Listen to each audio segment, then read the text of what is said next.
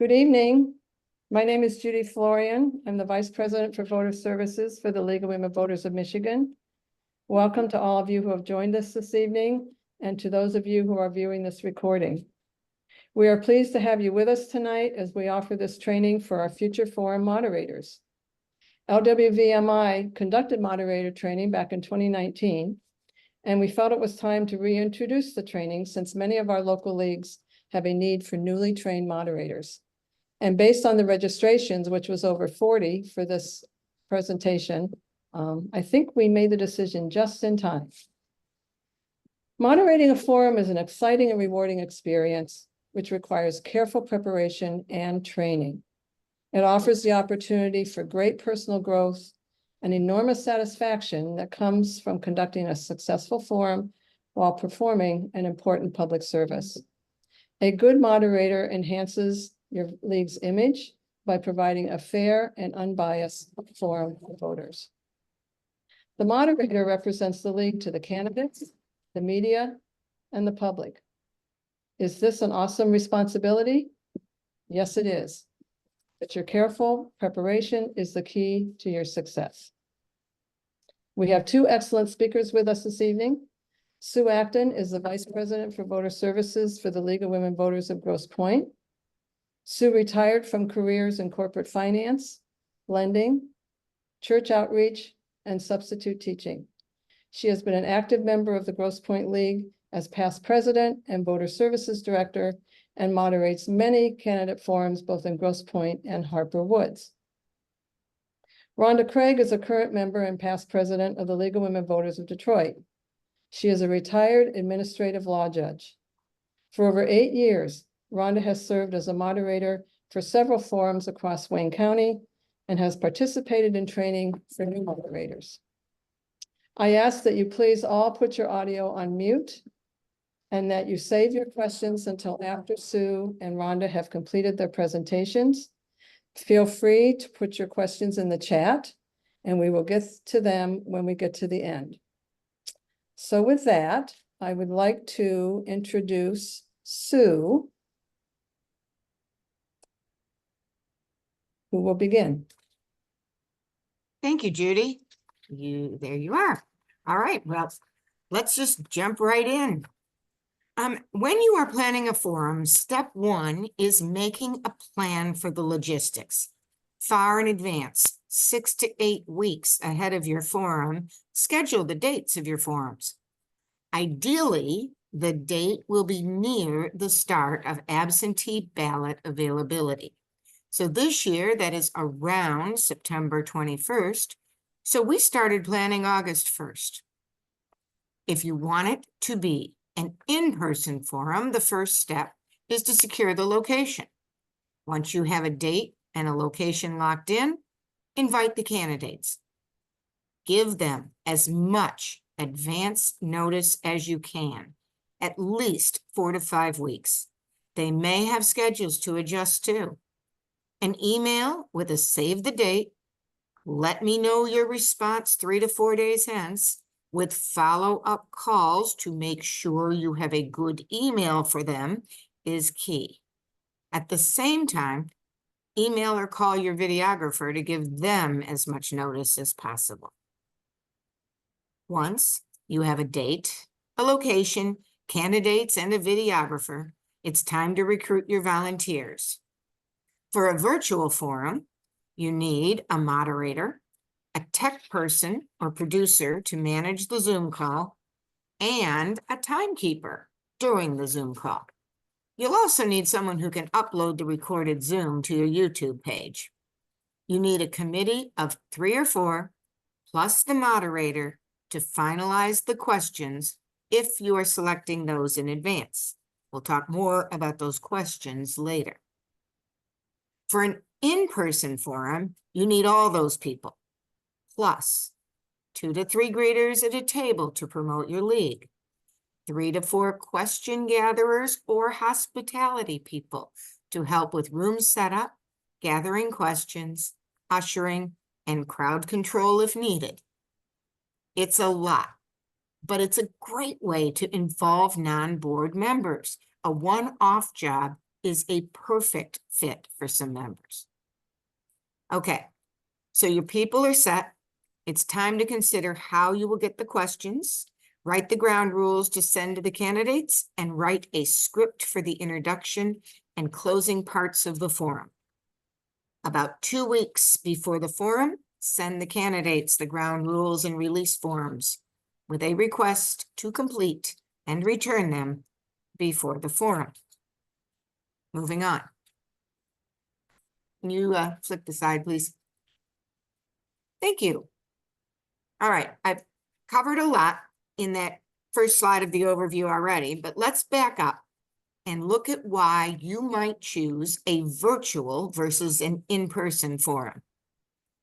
Number one, a virtual forum is cheaper, especially if you already have a Zoom account for other reasons. Number two, candidates are more readily available, and this is a consideration for representatives who might cover a large district or candidates who work remotely in DC or Lansing. It may be the only way for you to get them to appear. Also, with a virtual forum, fewer volunteers are needed. No greeters, no setup, no hospitality.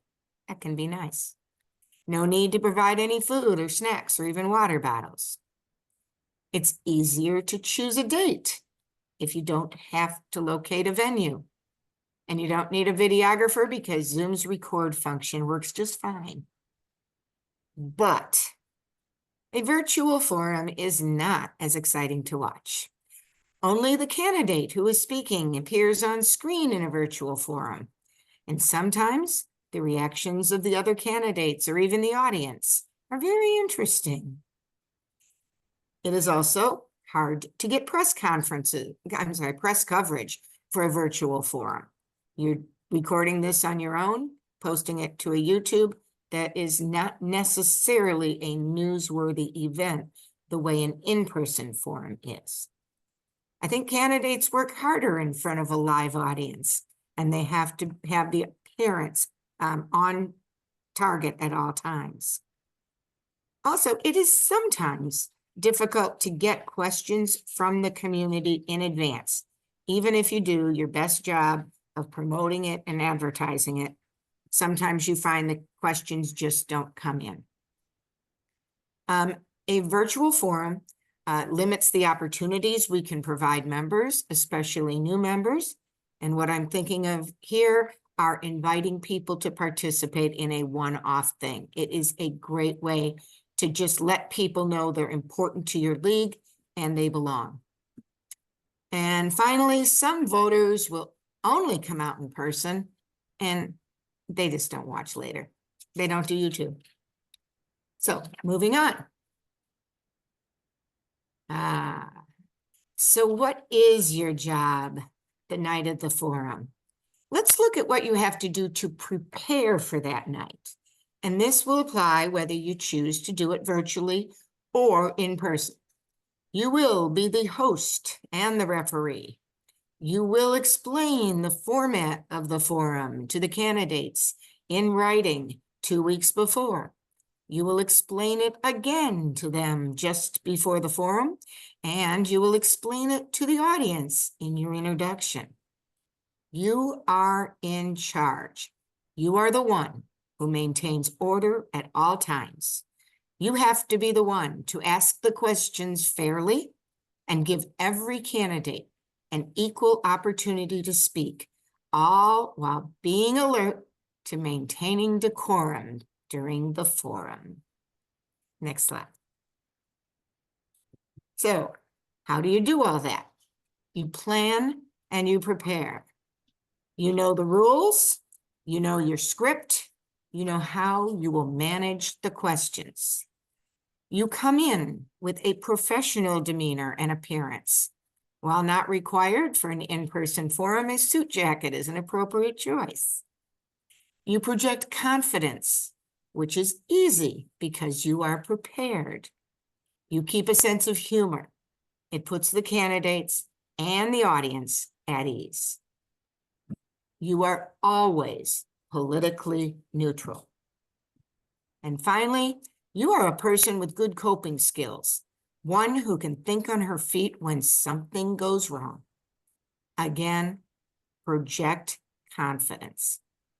Next slide, please. As the moderator, you have a lot of responsibilities the night of the forum. You can use this list to think about what you will have to do in advance so that you are that prepared, confident person during the show. First, rehearse the script. Even if you inherit a script from someone else, make it yours. Practice it until it comes naturally to you. For a virtual forum, hold a Zoom rehearsal with the producer, the tech person, the timekeeper, and you the day before the event. Check the sound levels, check the backgrounds, make sure the timekeeper's paddles can be seen on the screen. Be prepared to draw lots for the order of the candidates. This happens before the candidates are seated or before the recording begins. We'll talk about that in a moment. Be sure to check the pronunciation of the names. Then follow your script. Explain the purpose and the format to the audience. Explain expectations to the audience. Introduce the candidates and ask your questions. Next slide. And at all times, remember that you are in charge. What does that mean exactly? You will rein in candidates who don't follow the rules. You won't show favoritism to any candidate. You will be able to use a matrix or grid to keep track of the speaking order of the candidates. We'll give you more on that later. You will strictly enforce time limits. You will refrain from judgment. A simple thank you after each question is sufficient. You are always alert to the timekeeper. Next, please. Next slide.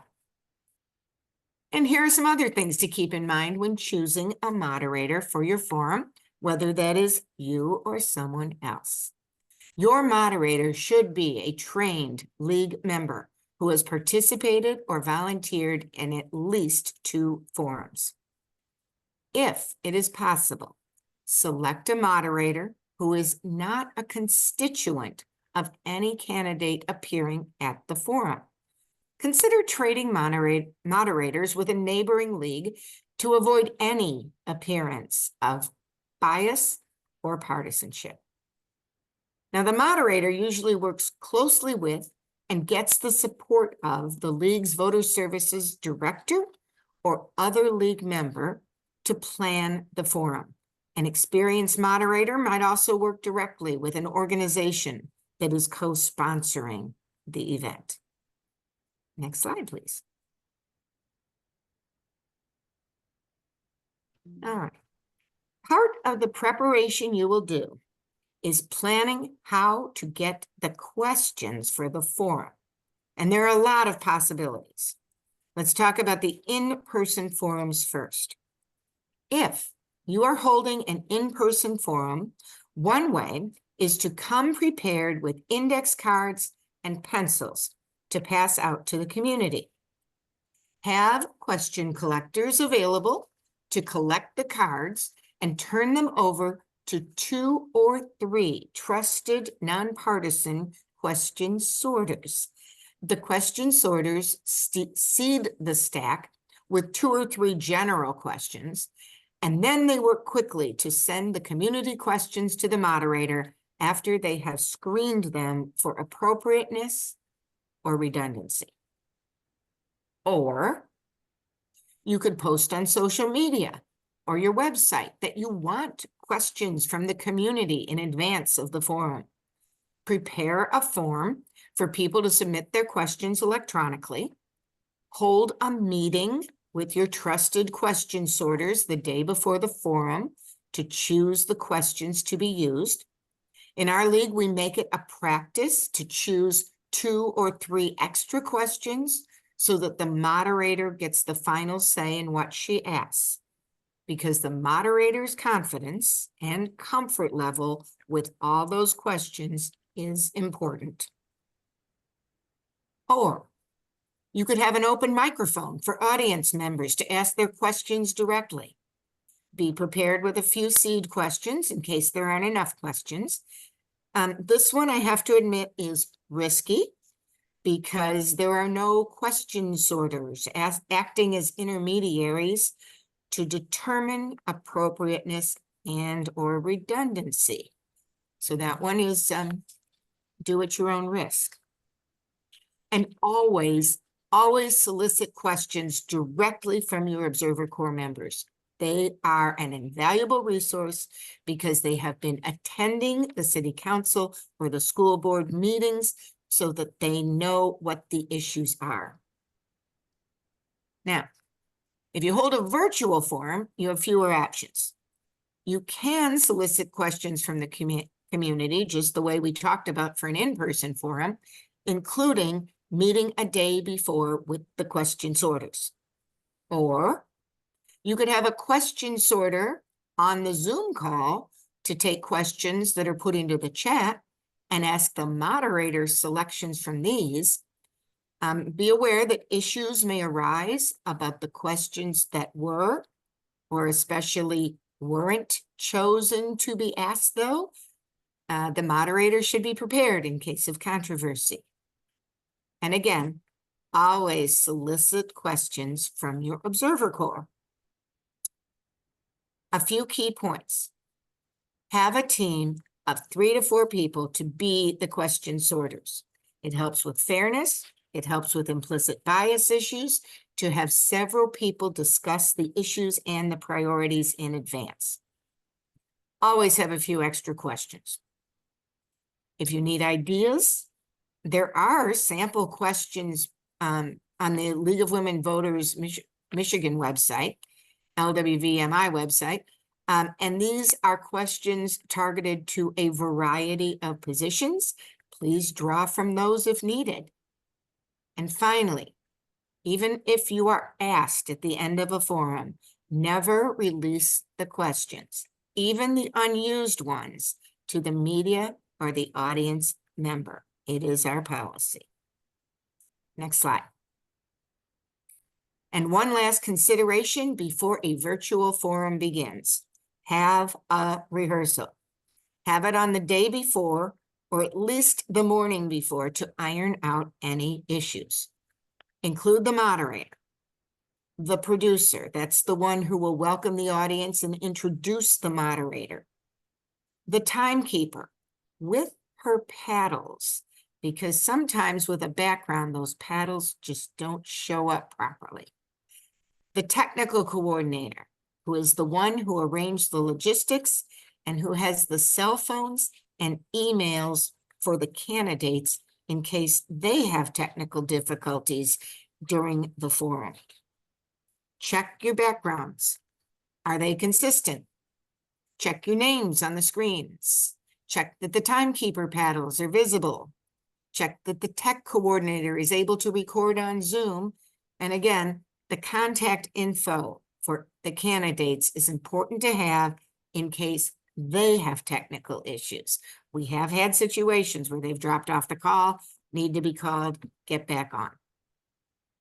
Rehearse the script. Yes, at that meeting, read it all the way through to check all the details to make sure every line has been updated for your forum. And you're ready. Moderators, you've prepared for your forum as well as you could have. Now it's showtime. And at this point, I will turn it over to Rhonda Craig. Hello.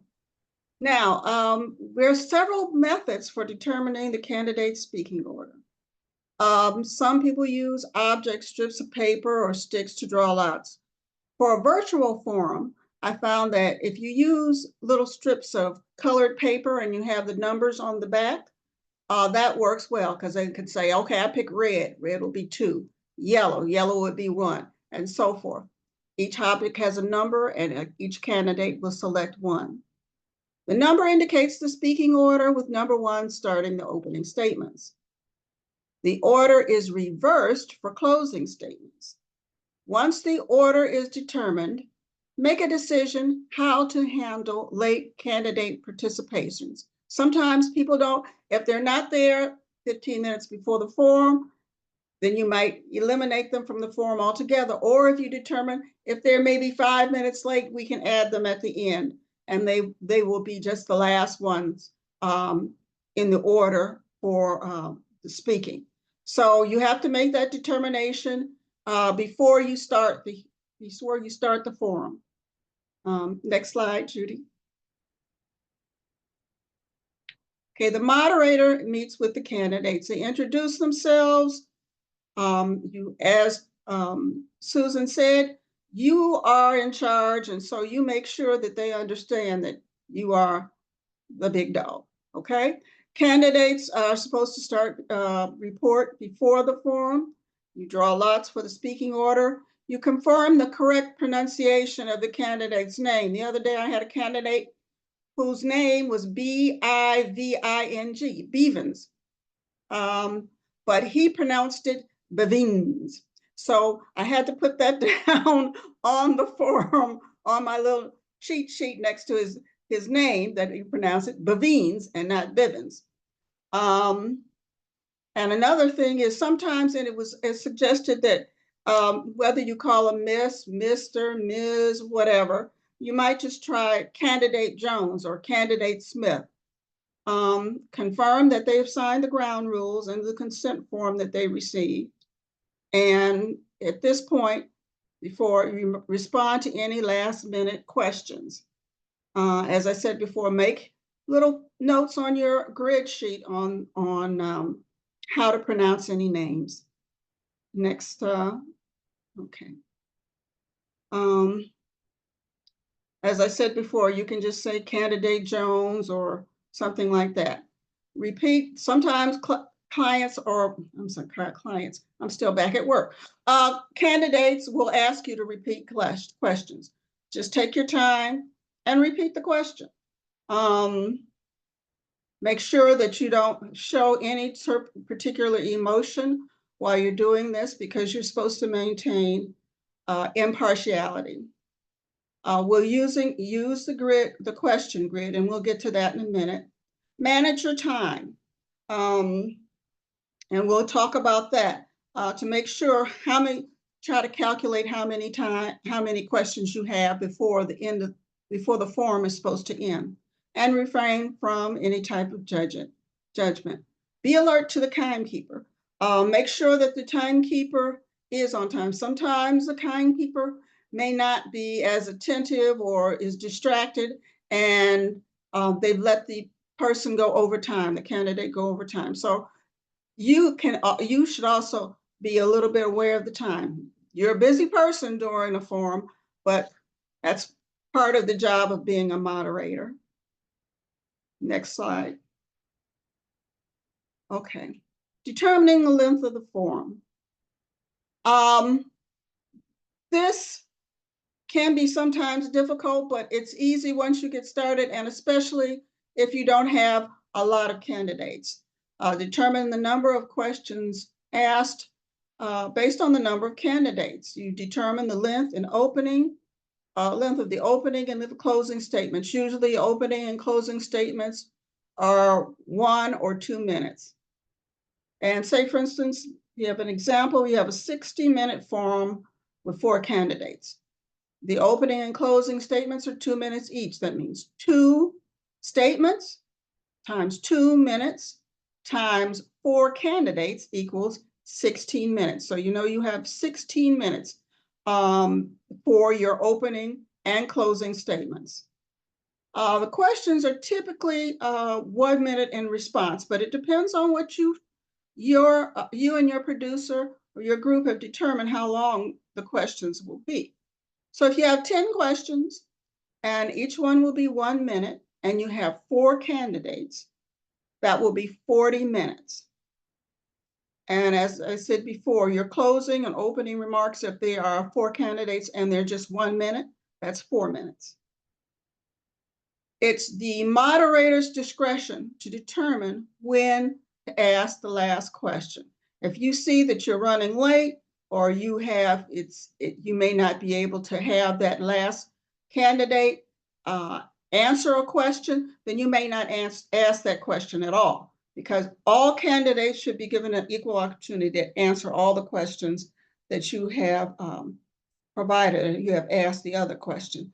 Because if you don't, you will hear from the candidates and maybe some of their supporters. So we want to always appear impartial and give at least the appearance of equality, if not being equal. Know your timekeeper signal. Be sure the timekeeper is in your line of sight to you and the candidates. Be aware of the time limits for the opening statements, the questions, and the closing statement. And be prepared to stop a candidate responses if necessary. Thank you, Mr. Jones. Thank you. And talk loud enough and with authority so they know that they need to stop. If they're continuing on, say, I'm going on to the next question will be answered by, and that gives them the feeling that, okay, we've gone on. You're no longer in a speaking position or in control. I usually do preface when I ask questions with, okay, the first question will go to Mr. Smith, so they won't be prepared to answer that question when you give it. Judy, next one. Using the forum grid. Now, everybody can make their own grid. We have some examples later on with grids, but you use that to track the candidates' responses to questions in the order. The grid avoids duplication of questions to the same candidate. You mark who goes first. Make sure all the participants are present and write down their names in the prescribed order for the opening. Mark down as the candidate begins speaking or during answers, so you know that that candidate has already spoken, so that he will not be answering that same question. You will not be asking that same question of him twice. And you try to figure out who speaks next. Check your columns on your grid form, as we're going to go over, and see if they're filled before going to another question. Okay, Judy? Okay, on your left is the grid that I'm going to use, and I'm going to have Sue go over her grid.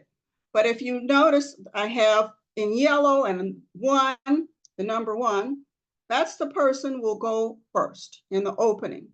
And then you put down, you mark when they are speaking or as they start an X or however you want to mark it that they've spoken. And then you have the next person. First is apple, then orange, then peach, then plum, then ice cream and kale. Yes, ice cream is a fruit or vegetable. I maintain that. Okay, then the next person, the first person will speak, will be orange. And then you go down and you have peach, plum, ice cream, kale, and then you go up and then you have apple will be speaking last. And make sure that all the rows are filled before you go on to the next question. Sue, did you want to go over your grid? Sure. This one is very much like Rhonda's, except I fill in more notes because I'm more prone to forget things during the forum.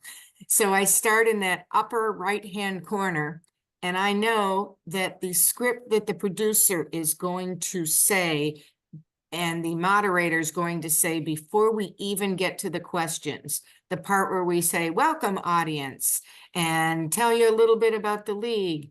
And now our moderator will be introduced and we will begin. And the part at the end where you thank the audience for coming. I know that combined, that takes us about 6 minutes. Opening statements, if I have 8 candidates and I give them 2 minutes each, I've recorded that. questions. If I have 8 candidates and I let each candidate start one question, then I know that's going to take me 8 times 8 or 64 minutes. And their closing statements at 2 minutes each will take 16 minutes. I make a note for myself to remind myself in case the timekeeper asks me and I think, what did I tell the candidates? I told them a 2-minute opening statement. I will tell the timekeeper that at the start of the forum. I know how much to ask per, how long I'm going to give each candidate per minute, and then I reverse it. And just like Rhonda's has ones for who goes first, mine are colored in yellow. I know who goes first. I fill the column before I move on to the next question. So I find it easy to use it this way. Rhonda obviously doesn't need as many prompts as I do. You guys come up with your own. There's no wrong way to do a grid. Thank you. Thank you, Sue. What if a candidate arrives late? As I said before, you might make up rules, rule that you have to allow maybe 5 minutes after the time they're supposed to be there, or 5 minutes after the beginning, or whatever you decide to do if a candidate arrives late. The other day we had a hearing. The candidate arrived 20 minutes late. They could not get in. Okay. Candidate keeps talking when their time is up. Excuse me. Thank you very much, Mr. Jones. And the next question will go to Ms. Smith. A candidate is difficult to control or unruly, remind them that Mr. Smith, you've received, or candidate Smith, you've received the information regarding how these forums are conducted, and you did agree to how they were going to be conducted. And so we expect that you will control yourself and confine yourself to the rules of the forum. A member of the audience is rowdy. You have to explain to them that if they are interfering with the enjoyment and of the rest of the people there. And if it's an in-person hearing, you can indicate that they may be escorted from the room. That's the same thing if the audience gets unruly. The moderator sets the tone for the forum. Don't get upset. Don't start yelling. Don't start crying. Don't start whatever. Always maintain a very calm and in control demeanor. This is important because if you get upset and you start yelling, then everybody else thinks this is a free-for-all. Okay? So you have to remain calm, cool, and collected. Is there a challenge to your authority? Say, this is our LWV policy. And that's it. You don't have to go into a lot of explanation of why you're doing the way you're doing it. You are following the policy, and that's the policy that we have in all our forums. Next question. They demand to see the written questions? No. They say, why? It's our policy. That's it. Make sure that your answers are short, if you answer at all. Okay, yes, no, this is our policy.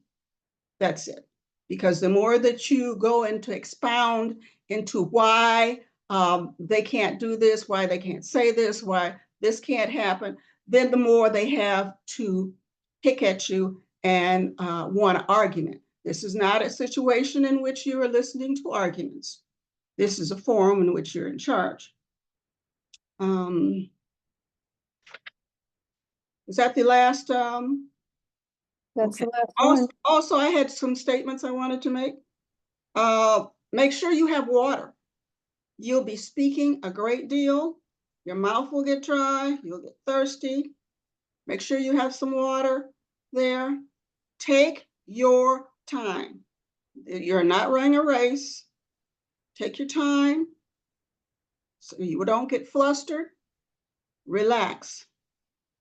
Don't be afraid to stop the forum, or to, especially if it's in person, and confer with the other members of your team for help or guidance. You just say, just one moment, you talk to somebody, and if you have a problem or issue, and then you go back. You don't have to tell them why you stopped. Sometimes you make mistakes. You ask the wrong question at the wrong time or the wrong person. Don't get flustered. Just keep going. That's going to always happen. Just be calm, or at least have the appearance of being calm. As I said before, you set the tone for the forum. Remember that you are prepared. So you got this. That's it.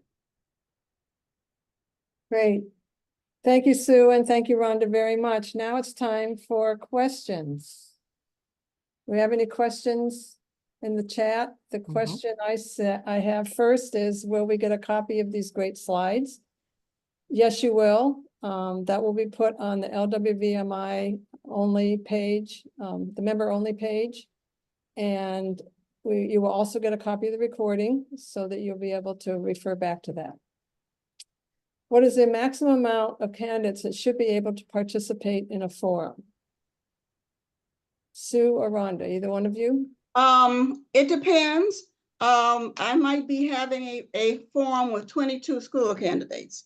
I think we're going to probably break it up into at least 2 sessions, because 22 is just simply too many.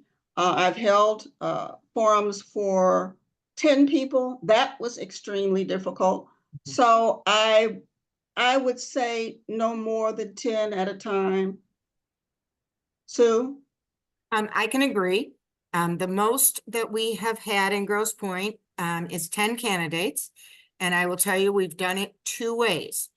One time we decided that asking the same question of 10 candidates would be mind-numbingly boring. And so what we did was we asked question 1 of the first 5 candidates, question 2 for the next 5 candidates, question 3 went back to the first group, question 4, and so on. What we did in that one, though, was we told the group ahead of time that the last question they would get is, if you wanted to answer a question that was asked of the other group that you did not get a chance to answer, that is your last question. Just tell me what you want to say. So that worked out well. With the school board 2 years after that, we also had 10 candidates.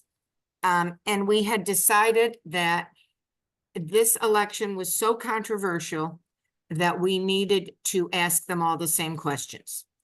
We also needed to ask 10 questions so that, to be fair, each of the candidates was able to answer at least 1 question first. They would be put, that's the toughest position to be in, by the way. So everybody's on the hot seat once. And with that, we probably had to cut the opening and closing statements. We brought that in exactly 2 hours. That's a long forum. Generally, aim for forums of an hour if it's 2 candidates. You can probably get 15 questions in for them easily. And an hour and a half if you've got a 6 to 8 person thing. I would really strongly recommend going more than an hour and a half, which is why we chose the round robin format the first time we had 10 candidates. So it's your judgment. There's no wrong way to do it. Both of those forms are valid, but more than 10, it's just really hard to get the questions in. Okay. Thanks, Sue and Rhonda. Could you invite a guest moderator from a local university to co-host, i.e. moderate the event with a league member? I would recommend no. They have not been trained like we have.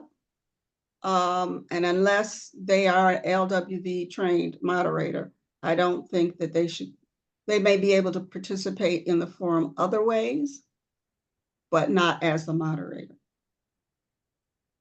That said, we have no problem inviting guest moderators from other leagues to participate in our forums. Is either because they might represent the community better, or because we really try to avoid having a moderator who is from the same district, district or city. It's easy for us to do that when we're doing city council elections. We just make sure, for example, that I live in Grosse Pointe City. I don't moderate those. We get somebody else. I can moderate any other one. It's fine. It's not easy when we do the school board because that covers our entire district, and we have not really had an issue with that either. So you try where you can and you don't worry about the rest. Thank you. Can you, I'll have each one of you respond to this question. Examples of candidate concerns that you've encountered. Rhonda? I've had somebody who who was very upset because they felt like there was a personal attack on a particular candidate, and it wasn't a personal attack. It was a professional attack on the fact that they didn't show up for meetings and so forth like that. And I had to explain, this was not a personal attack. This was a professional attack, and those are permissible. Mm-hmm. I'm trying to think of candidate concerns. We did have one that needed some accommodations for a slight hearing loss, and we did our best to make sure that we could address that one.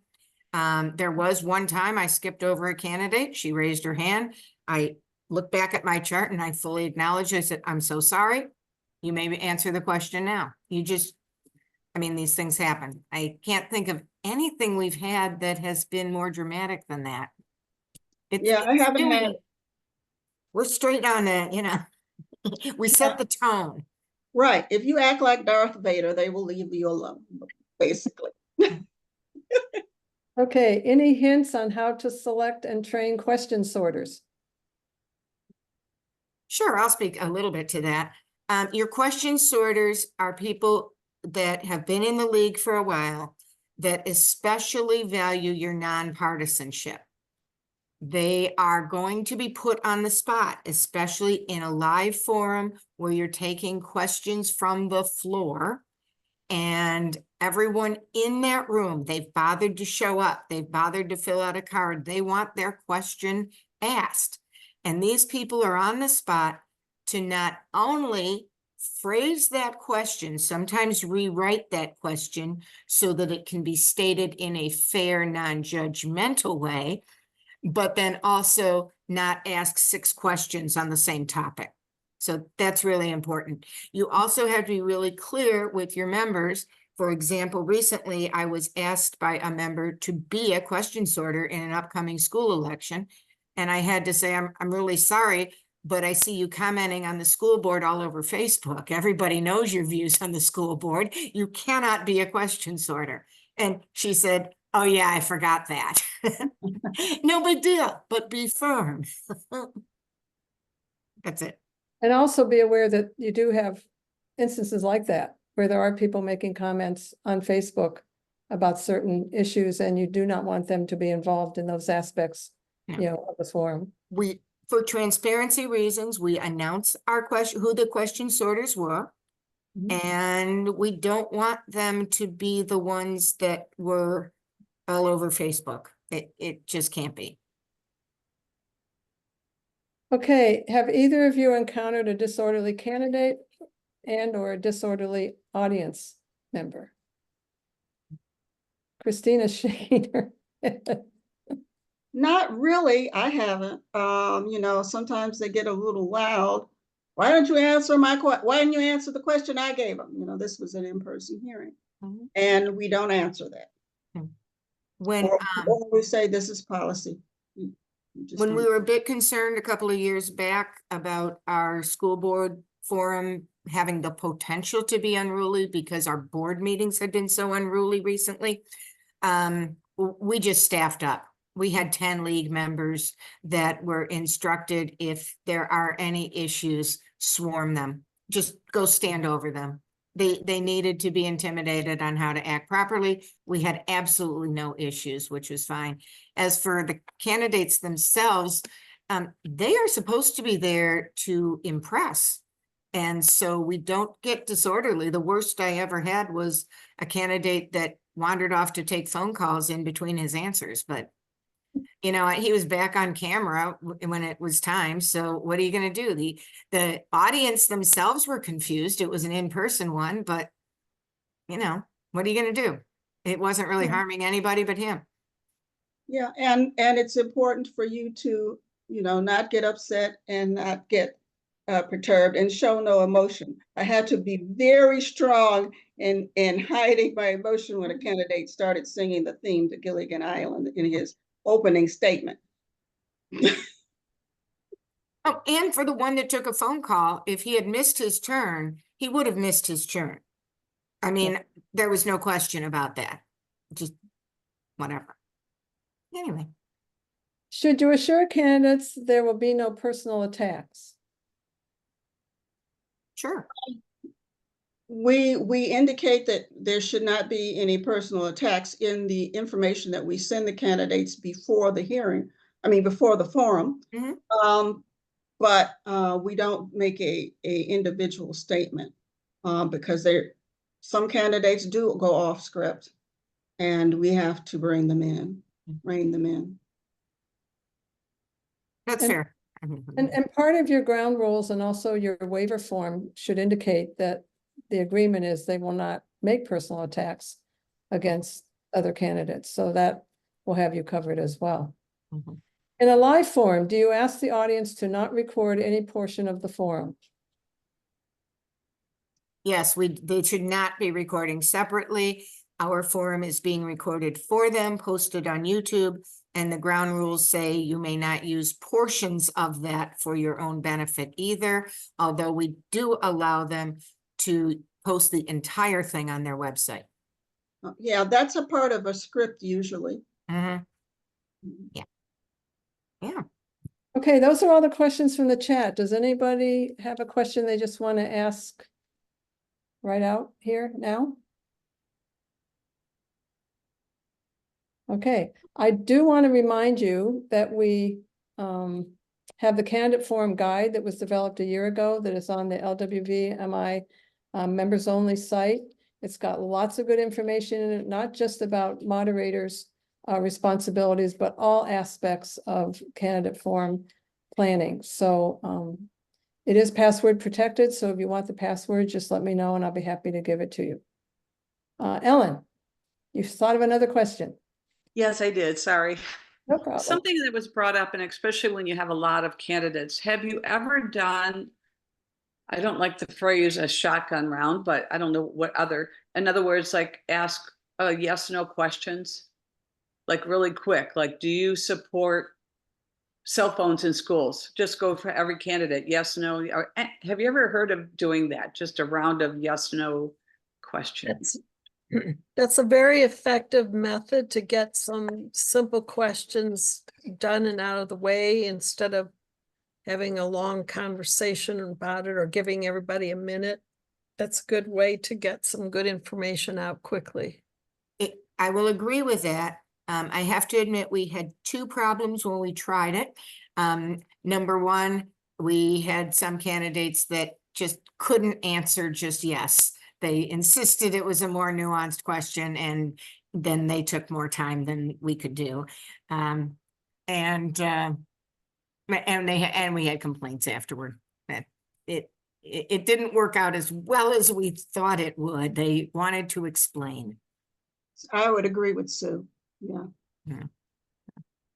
Okay, Christina put in the chat also, if you have an inclination of potential trouble, do not hesitate to alert law enforcement. And we have had some instances where, just as a precaution, our local leagues have had law enforcement presence at their in-person forums. It doesn't hurt. It doesn't need to be in a threatening nature, but it just needs to have people understand that, you know, there is someone there watching. And I think that's important. Okay, Denise was nice enough to put the link to the candidate forum guide in the chat. Any other questions? Are you all prepared and ready to go? Because it's forum season. Okay, I want to thank all of you so much for coming. Let's give a big hand to Rhonda and Sue for a great presentation. And I wish you luck in your forums this fall as we get ready for the November election. Thanks for coming. Thank you. Thank you. Very informative. Good night. Great presentation, ladies.